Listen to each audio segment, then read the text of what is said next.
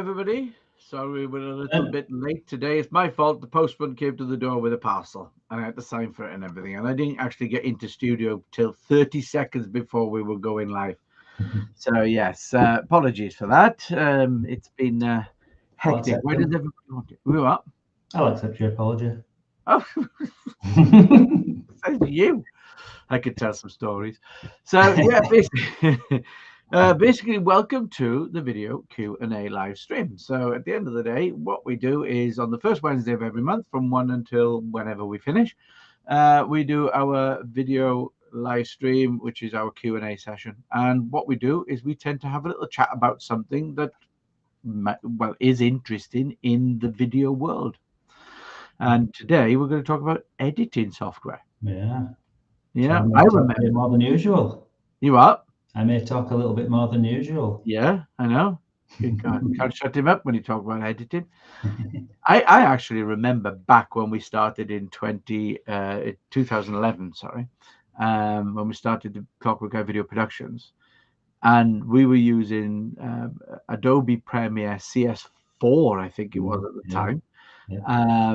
And that was an old version. And basically, I remember you teaching me basic editing principles, because the principles, no matter what you do, pretty much are the same, aren't they? Pretty much, yeah. You know, it's a kind of standard formula of what you do, but you know, you get software from Adobe, the Premiere Pro, which you use for our production work. You know, it's got the capabilities that they make movies with it. You know, let's be really honest. It's up there with, I mean, you have Final Cut Pro for Mac. You have the Adobe Premiere is probably the PC based one, though you can get Premiere for Mac and all the rest of it. But that's the kind of stuff that they're using to do high end stuff, and similar with us when we're doing our client work and that. Yeah, exactly. So, if, for example, our editing service, I'll use that. Yeah. Spot on, dead on. I've got more control. I can go right to the nth degree. Get real spot on. Yeah, but I mean, from then though, back in 2011 through to now, you know, 13 years later, it amazes me how it's changed, and it's become more intuitive. It's become easier to use. It's been, at the end of the day, you had to know how to edit or be an editor, and practice was the thing. You had to, it was one of those things you had to be doing. Otherwise, I mean, I would do a quick edit and I wouldn't do it for a few weeks, because obviously you do all the editing for us back then, and I'd go in about 2 weeks later and I'd go, oh, where the hell's that now? You know, and I forget, because it was something you had to be doing consistently. You were always going, just remind me where this is and where that is. I'm like that with your OBS. Yeah, with the OBS, yeah. But I mean, even that is an editing tool, but it's a live editing tool, which is quite clever. Yeah. But what I've noticed is that as we've progressed, and we've been looking at software, we look at software for our club members. We're always trying to find the best solutions and stuff. And basically, we were saying, hey, everybody, you know, there's this product called Movavi. It's a mid-range. It's like 120 quid. You buy it outright, and that's it. And then you haven't got any of this or that. And it's a really good software, and it still is really good software, you know. And the mid-range stuff really is quite good, but it's learning to drive it. And we learn to drive it, and I think that it's one of those things again where you have to practice a bit, you know, and you have to know what you're doing. But even now, I will say one thing, guys. If you're looking to remove a background, and I've got horror stories of where we've done jobs where you're removing the background frame by frame. Hours, days, depending on what you're doing. Yeah. But the Movavi software background remover is amazing. It's absolutely amazing. It is. I will do a bit of a screen share then. Go on then. Yeah, you're gonna show. Yeah, because when we first discovered this, it was in the previous version, wasn't it? What we found was that you just kind of put your footage in, and then basically you could just remove. I thought you were going to show us the background removal. I'll show the website first. Yeah, it's amazing. It really is quite a good product. Yeah. But you chuck it in, and if you want a still of yourself, because I have this for my thumbnails. I have this whiteboard, which keep your props to hand, so you don't go out of frame. That's what I keep telling people. Making the mistakes I'm telling people not to do. I'd have like a board, and it'd be like, just hold that, make faces, whatever.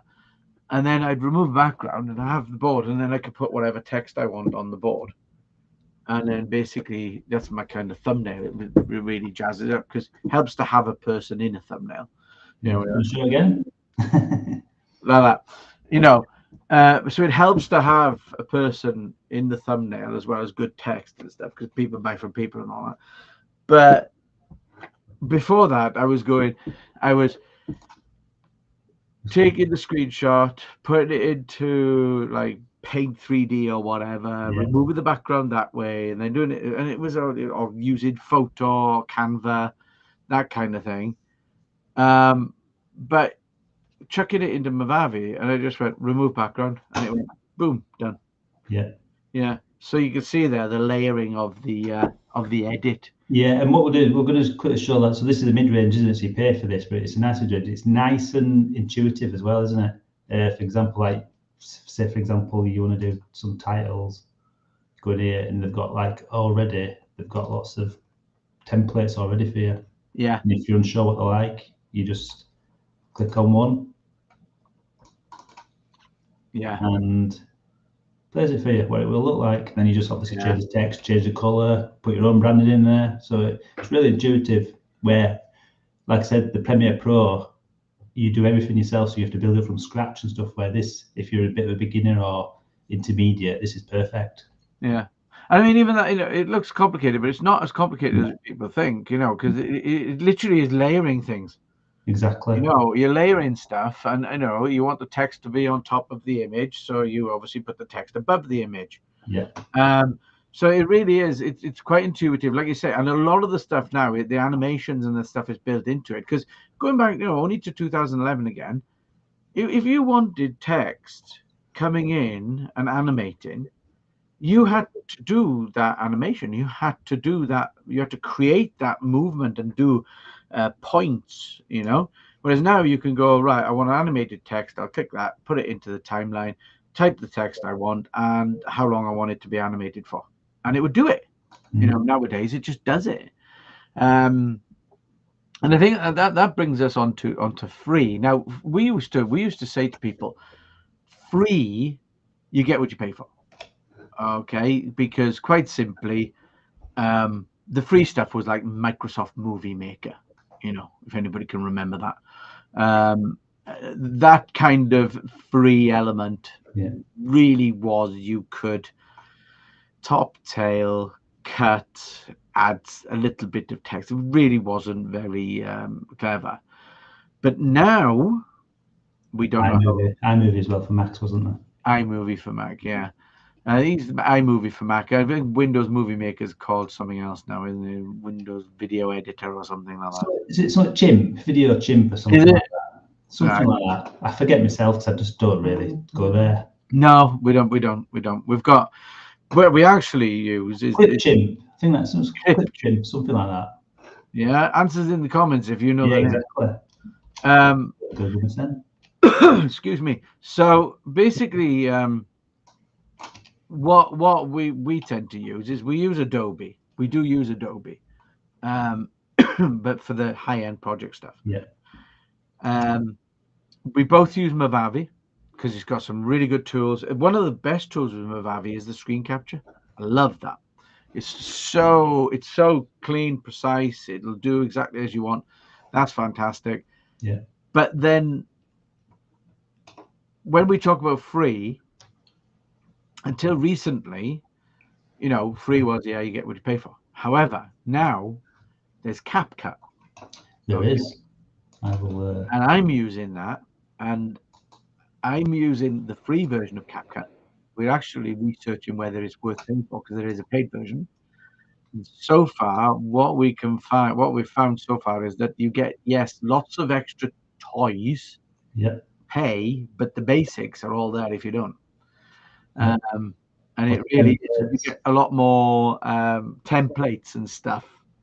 Can remove the background on this one as well. Yeah, it's actually, if anybody watched the video that I made the other day of the video of making a video where I recorded in OBS and then I took it into edit. I made a second video, which was the editing of the video recording of a video.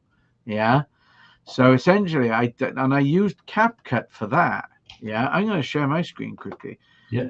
And because I recorded in OBS and basically it was just a one take because all the editing was done in OBS, live edited, at the touch of a button and stuff.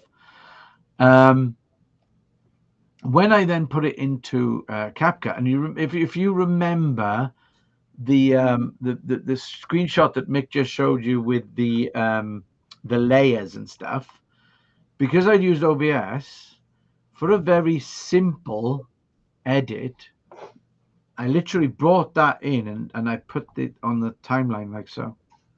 So when it came to my call to action, for example, all this stuff I didn't have to edit in so I didn't have the layer after layer after layer because OBS had done it for me. So essentially, name bar, let's go back and see if I can just get where my name bar is. So then my name bar, I didn't have to edit that in, but I did have to obviously top and tail it, and I sped these sections up. Yeah, you can see the section there that I've actually sped up. If I just expand into it, you'll be able to see it a bit better. Yeah, you can see the section here that I've sped up. So, oops. Basically, I cut either side and just sped it up because that's all I needed to do. But at the end of the day, we're actually quite amazed by the capability of CapCut, and it's a free product. The only problem is, and I'm going to be doing an update on the Twitter scenario, probably today, tomorrow, is the fact that it's owned by ByteDance. And with what's going on in America at the moment, it's quite interesting. But yeah, it's quite interesting. Yeah. Microsoft purchased which software? Was that just Clipchamp? Clipchamp. Thank you, Susan. Is that what it's called? Clipchamp. With close. Yeah, Microsoft. They're not very good. Why chimp? I don't know. I don't know. But just software. Yeah, Microsoft are not very good at making software. They're good at getting other people, aren't they? Yeah. But yeah, so a bit like Google actually. Oh, Alphabet as they call themselves. We're going to get sued at this rate. But they are listening, honestly. But yeah, it's amazing where we've gone with regards to what was available, what's available now. And the other thing that's coming out now, which is not I wouldn't say it's that scary yet. It's useful, is the AI tools that are coming with video editing. Yeah. They are useful, but they're not the be all and end all. So we've noticed that, like creating shorts, you chuck it into an AI system and it will go off and it will try and work out the best bits. You chuck a long form in and it'll generate shorts. But sometimes, we're finding it, if you're one of these people who swivels on their chair and moves around, it doesn't track, and you'll go out of shot. I can go a bit further, and you'll go out of shot or whatever, and it'll edit you so that you're like kind of half of you is in it if you're talking to somebody and things. So we still find that you have to go in and tweak it. Yeah. And also, if you wanted to add, obviously the biggest thing is you want to add call to action. You want to have your call to action information. So you need to add that because you're going from landscape to portrait. So you're going to lose information. Like, if I brought my end screen up now, I've got half of me in and I got half of my information. So you're going to lose things. So you need to, if you're going to go and you're planning your videos and you're planning, I'm going to make shorts out of this content. Then what you need to do is you need to actually say to yourself, right, okay, I got to sit still. That'll make it easier for the AI. But also I've got to realize that I'm going to be making myself like this. Yeah. So therefore, if I'm positioned, basically going from that to that, and if you position yourself down like this, then that looks crap anyway. yeah, At the end of the day, remember framing. Yeah. But yeah, kind of pre-think your videos. yeah. So just a quick demonstration. Yeah. So this is What are you protesting about? there's a bit. So this is something we did. So like I said, we did this today. So Jo Clayton, one of our members, she did a live stream. So we edited the videos in sections, but we also said we can do some shorts. So we used the actual CapCut AI, didn't we? And so we put it in, and it churned out. I think it was 10 in total, but it's basically using the AI. So it's using what's been said. It's trying to work out what's quite good. So less than 60 seconds as well to make it a short. So 2 were just totally useless. And then but I couldn't totally go by it. I had to go in and I had to add on the title. So that took time. She was a little bit swivelly on chair, so I had to physically go in and sort of center a little bit more. And then at the end, I added the call to action, okay, and the subscribe button as well. But also within here, you've got this. So for example, I'll bring that up. So you've got the text, and you can go in and change the style. And so when she speaks, the yellow, the colours change as she speaks. A bit like a bouncing ball, when you do karaoke. So there's lots of different styles and stuff. But it's great. Basically, what Gareth said about it, the different software, we use all three, depending on what we're doing with it. So for example, if you a bit like a car, if you're going off road, you're going to use a 4x4. So if we're doing shorts, I use CapCut.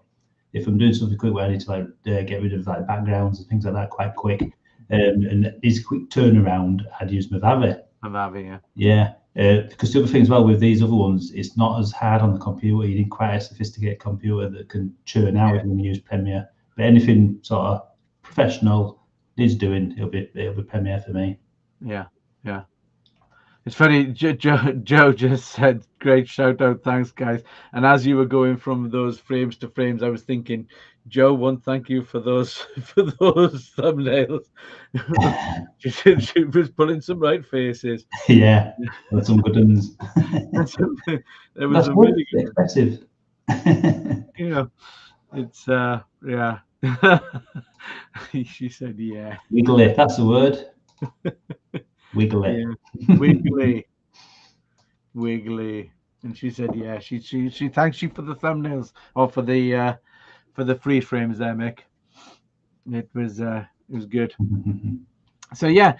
So there are options, and like Mick said, we use this, and we do. And I mean, a lot of the time, one thing I found about CapCut is exporting. It's quite quick. The other thing about CapCut is that you get the cloud storage like you do with Adobe, but you pay for Adobe. And basically, with the CapCut, we created a team folder. So Mick basically does edits on it. I do edits on it. And again, they are quick edits. Yeah, then they're not the serious stuff. They're not like when we do production stuff. Yeah, we use full on proper software and all the rest of it. But with CapCut, it's really good for just chucking stuff in, doing little things, topping, tailing. If you're doing OBS, makes it much easier, much easier. Yeah, I mean the other thing as well about CapCut is you can actually do it on your mobile phone as well. So yes, we've been, for example, we were filming at Leeds Clinic and shot lots of stuff, and then we were teaching how to do it on the mobile phone. So we got the footage, and while Gareth was sort of bringing the sort of session to a close, I was just quickly on the edit, and I said, this is possible of what can be done, and then we'd show them there and then what it could be possible. You know, obviously we go in and edit it properly, but it just went, oh wow, and they just couldn't believe it, could they? Just from what they filmed, and they knew, like, over here there's whatever, but over there all you can see is that, and they were just well impressed, weren't they? And then what you do is take it over, put it into your editor when you get back, and so on that, well, we do live face-to-face training, and it's a day long. We'll go in and we work with 4 people, and basically we work with 4 of your team, and basically they will create, and in that instance, basically make at the end, because recorded on his phone type thing, and then basically at the end, Mick kind of went, did a quick edit. There you go. There's your video. It was like, what? Yeah, and they were quite surprised. But it is, you know, as you say, it's available on the phone. The only concern is the fact we've got to work out what's going on with ByteDance and that. Yeah, it is. You got different versions. Well, you got a free version, but they are kind of migrating some stuff over to the paid version. I think they're trying to get you hooked, and then they're putting over. But it's not that much anyway if you do the paid version. It was 11 quid a month or something like that. Yeah, and what we'll say as well, we had a work experience lad working for us, didn't we, during summer last year, and he used CapCut. In fact, he showed me quite a bit of that. But they're using CapCut in school. So like school kids are using it, you know, we can get on board as well, you know. It's easy to learn. My son's 16, he's doing it with his fun little videos he does. Yeah, it's good software, and you can't knock it. And the only thing I haven't really tried is the AI, kind of where you type something in and it'll make a video. Yeah. And basically, I'm still. I went onto one of those AI picture things where you type in what you want the picture to be. Okay, I said, draw me a picture of 3 men in a rowing boat. One is rowing and the other one is bailing water out with his shoe. So it basically drew me a race boat with 4 people in it. And I'm like, right. It's a bit like Gemini in my video the other day, where I asked it to give me 10 movie quiz questions and the answers, and it self-confessed 7 out of 10 wrong. And then I told it that number 8 was wrong as well, and it was like, oh yeah. So yeah, worrying really, isn't it? Because it gets this information from the internet. Yeah, exactly. Like I said, use it. Great word that Joe used, Joe Clennons, is you hybridize it. So you use it, but then you tweak it to how you want it yourself. Yeah, because it is a handy tool. Yeah, you know, it's like doing the shorts, for example. You chuck it into the AI, you chuck the long format in. It does the work that would be laborious to you, because quite simply, you'd have to watch the video and go, right, at this time. Yeah. I'll just, so that one, and then that, I got to get that under 60 seconds and all the rest of it. So it does that churn, if you like. It does the churn and basically chuck it out and all the rest. Legwork. The legwork, yeah. It's that laborious crap that nobody really wants to do. And then you can refine. And I suppose it's the same thing if you're using AI for a blog. You know, you let it write it, but then please go in and add your human touch to it, and your own personality, you know, because it will churn out something that it thinks is, you know, what you want. And in reality, you've got to add your own touch to it. And you know, people buy from people, and you know, you would write in a style. One thing that I was talking to somebody the other day, a copywriter, Adam. And we had a conversation, and one thing I said to him is what I do with AI for the text versions is I was curious. So I wrote all the content, obviously, for our website, and then I thought, do you know what? Yeah, thank you, Joe. I took what I'd written, put it into the AI, and I said, rewrite, make it sound more professional but lighthearted, and it rewrote it. And I thought, it still sounds like me, but me clever. It was like a cleverer version of me. I was like, that's interesting. So that was quite an interesting exercise as well. And one thing I'm going to be doing now is I'm going to test with AI, and I'm going to do it today actually. So I'll do a video tomorrow about it, see how I get on. I'm going to take the transcript in the subtitle file from a video, and I'm going to chuck it into AI, and I'm going to say rewrite as a blog. Mm. So then I'm repurposing my video content into a blog format. Yeah. So that's something I'm going to give a try this afternoon, because I think that could work as well. You Should know, do. It's like we always say, videos Yeah. only a medium, isn't it? It's just the messages getting it- said. You just put it into a different medium. yeah. So it's going to take my spoken word, and it's going to basically then rewrite that in a blog, a written blog format. So it'll be an interesting exercise. I'm going to try that later, and I'm going to make a video of it tomorrow, I think. Yeah. Yeah. Just remember to take out all your at the end of the days. Well, at the end of the day, at the end of the days, basically, ums and uhs. Yeah. Yeah. Yeah. It is okay. Everybody, it is okay for you to go and in your videos, okay? As long as it's not every other word, yeah? Because at the end of the day, we're human. You can also, you don't have to look at the lens all the time. You can look away. You are allowed. Yeah, because some people do actually, they do the edit, and you, like for example, in CapCut, stuff like that, or other software, you can go into the text and say search for her, delete them, and then it edits it out of the actual edit. But it's too jumpy. Sometimes it can be too jumpy.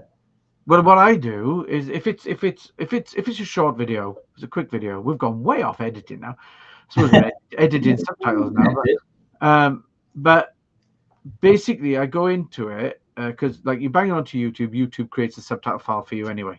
Yeah. Yeah. Hello, Seamus. We got a hello there, and basically what I'll do is I'll go in, upload it to YouTube, go into the subtitle file. If it's a short one, I just do it where it is. And I just, as I'm reading through it, and I like double line spacing because I like one line per, yeah? Yeah. So basically then edit timings and all the rest of it. If it's a long video, I copy that text, I put it into a Word document, and then I do a spell check on it, and I do find and replace. Yeah. When I do find and replace, if I do space, space, that's the ums, and replace it with a space, yeah, it'll take all the ums out for me. Yeah. Now it is important point here. You have to put space space, because the word number has got in it. The word sum has got in it.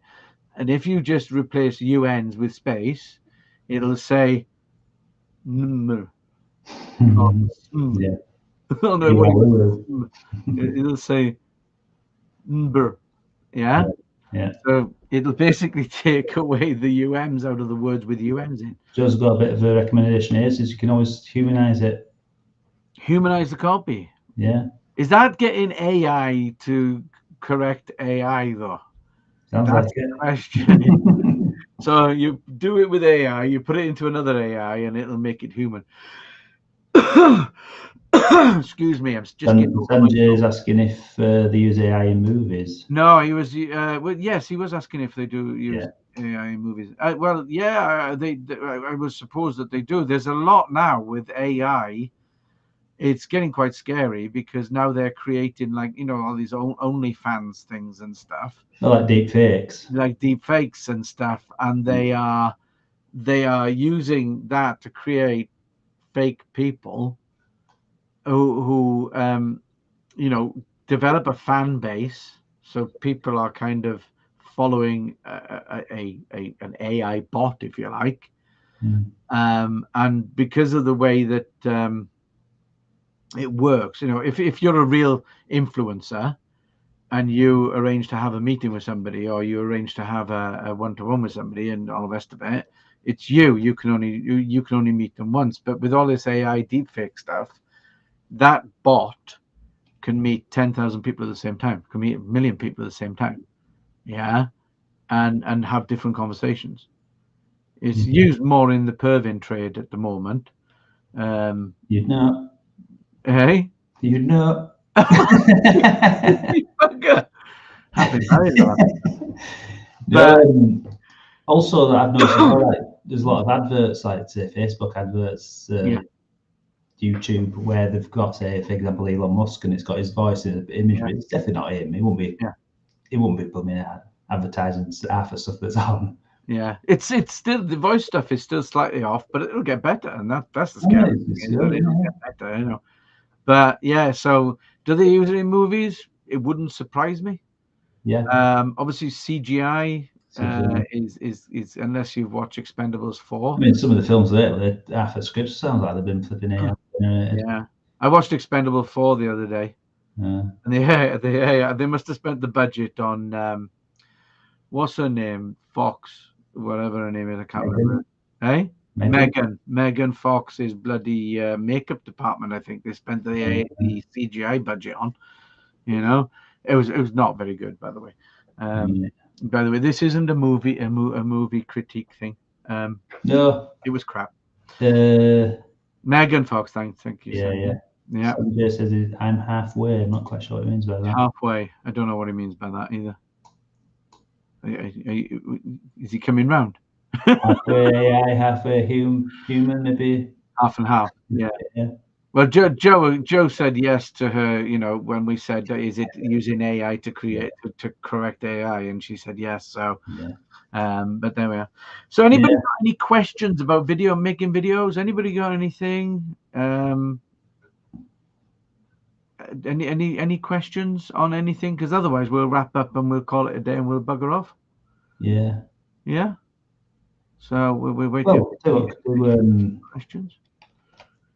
But yeah, we have got our video editing course coming up. We have, we've got while we wait for questions to stream it. So yeah, we've our next workshop starts on Friday, and that is actually our video editing workshop. So basically, we teach people how to edit, and to be honest with you, it's easier than you think. So the workshop. So it's over 3 weeks, isn't it? Yeah, the workshop is broken down into 3 easy to digest parts, okay? Because technically it's a 6-hour workshop, but we've broken it down into 3 2-hour pieces. So it'll be this Friday from 12 till 2. So that's the 3rd, the 10th, and then the 17th. And then on the 24th, we've got our YouTube workshop, which is just a 1 session. But you'll hear more about that as we progress through the month. But the editing workshop, Mick does it. He goes through everything from compiling all of your information and bringing it into your editing software, tidying it up, kind of making it, usable, labeling it and stuff like that, and then layering, cutting, fading, and transitioning between different clips and everything else. So it's a good workshop. It really goes into quite a bit of detail. And by the end of it, you do get a recording. It's not in person, it's online. So you get a recording of it as well. So basically, you could go over the work, and also as a way to practice, you get access to the materials that are used in the training. So you can watch my dulcet tones and my performances. Do they get to see my bit before the take? Yeah, because we show about cutting out mistakes. So you make a mistake in the cut, so I show that mistake and then we cut it out. Do you show all my bouncing? Yeah.